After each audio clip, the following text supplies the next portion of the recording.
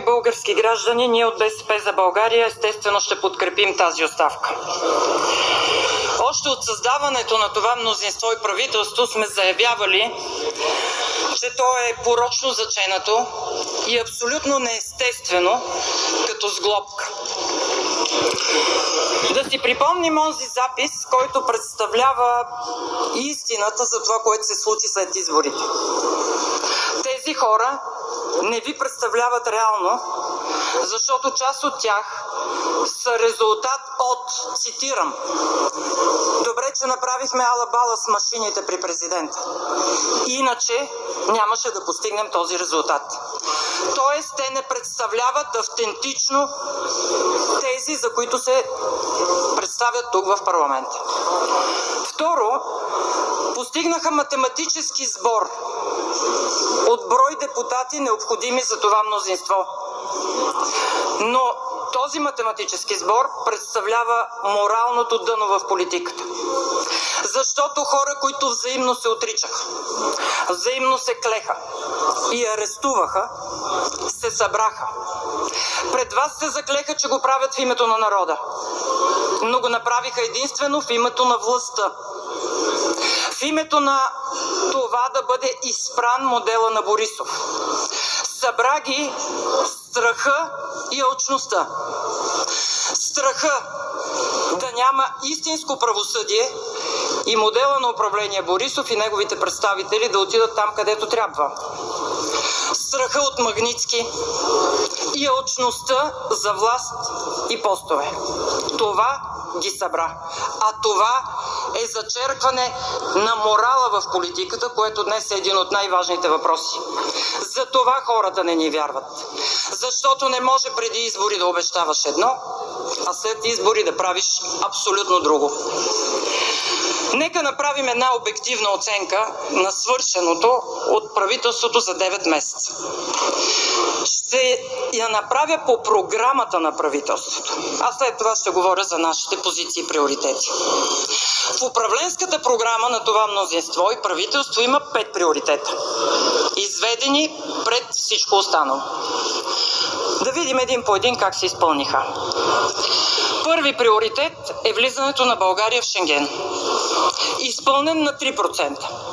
3% е стокообмена и движението по въздух и вода. И не е изпълнен на 97%, което е истинската икономика. Истинската свобода на движение на стоки и хора. Приоритет не е изпълнен, но поета тежест.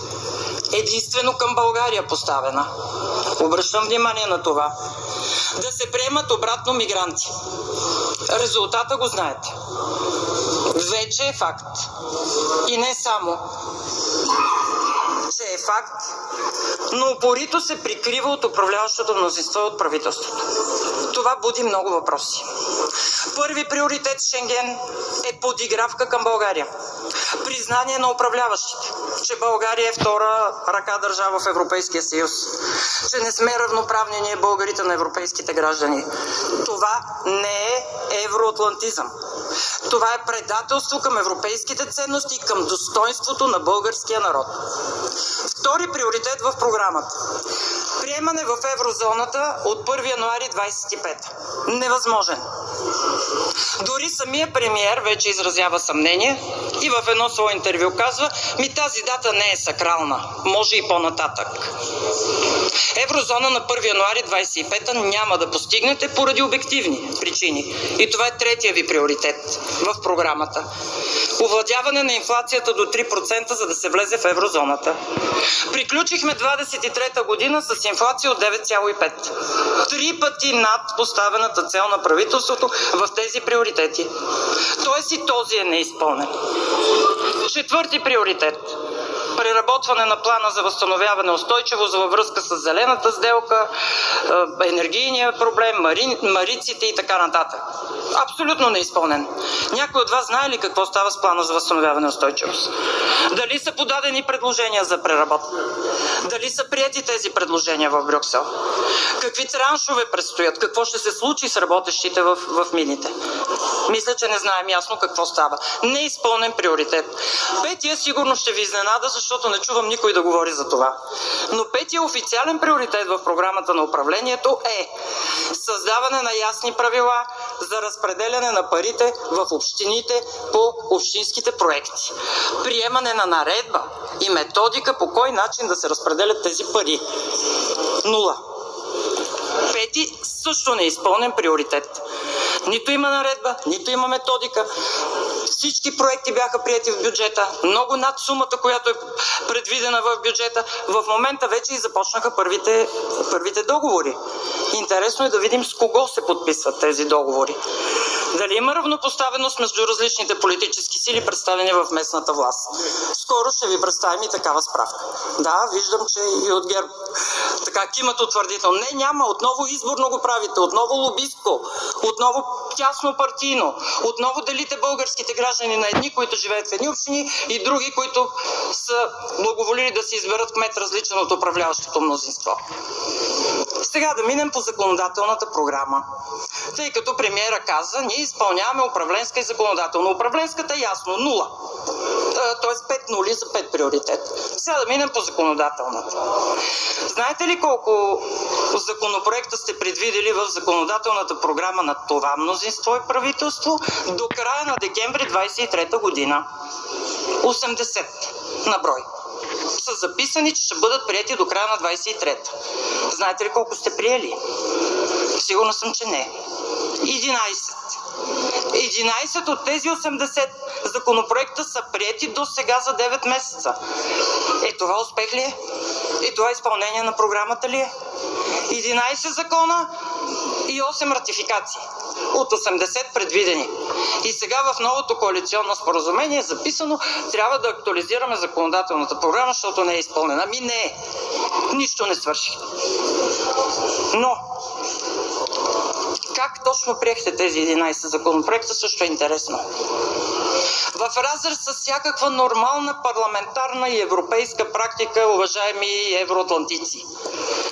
На 2 четения наведнъж, сутринта комисия, на обяд приемане в зала, противоконституционни текстове. Един от големите ви пороци е реална и голяма стъпка направихте към унищожаване на парламентаризма. Хвалите се, че върнахте властта в парламента. Как я върнахте? С унищожаване на елементарна парламентарна практика и живот. Така я върнахте. За да злоупотребявате с процедури, с лобизъм, с закони. Какво обаче постигнахте? Вашата гордост, съдебната реформа. Това е съдебна катастрофа. И българския народ я вижда всеки ден. Всеки ден.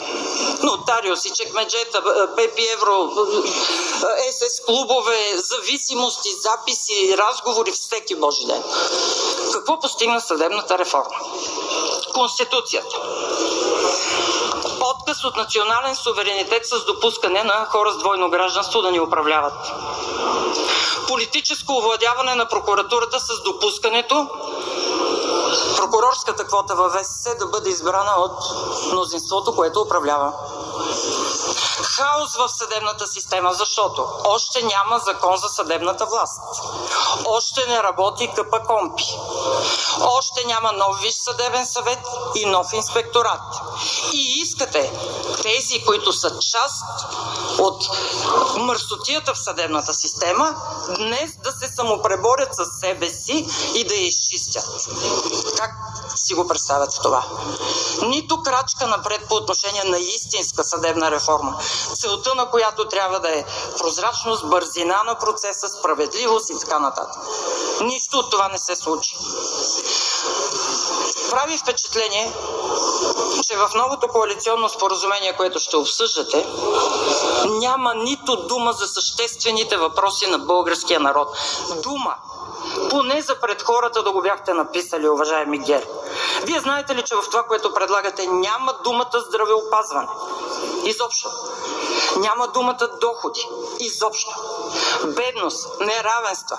Хвалите се за увеличените заплати. Вчера излезе официалната статистика в България. Всеки 10-ти работещ човек е работещ беден. Не му стигат дори да работи, парите за елементарните нужди. Всеки десети. През 2013 процента на работещите бедни е бил 7,3 от всички българи. През 2023 е 9,7. За 10 години, въпреки всичките приказки за напредък, за икономически растеж и така нататък, с 2 и над 2% са се увеличили работещите бедни хора. И няма нито дума в това, което досега правихте и имате намерение да правите за напред. По тези ключови въпроси.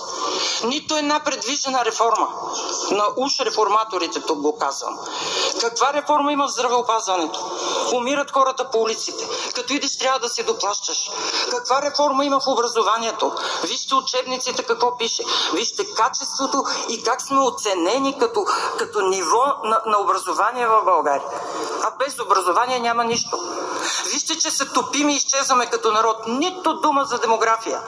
Всичко е делене на порции и на постове, делене на държавата, разпределяне на влияние, караници и скандали. 9 месеца ви се наслушахме на караниците и на скандалите, кой, къде и как да бъде назначен.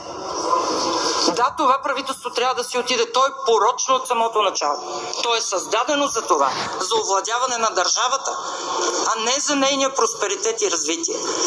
Но какво очаквате след това да се случи е още по-важно, защото днес ще се гласува оставка. Какво ни чака?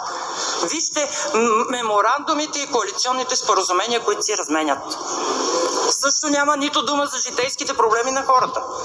За цени, за монополисти, за доходи, за демография, нито дума.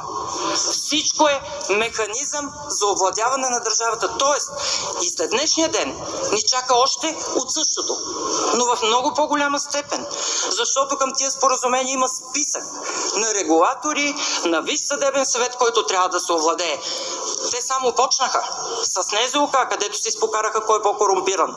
С БНБ 2. А представете си още 30-40 такива. И всичките скандали кой е по-велик и как да си разпределят постовете във властта. В това споразумение те само почнаха с НЗОК, където се изпокараха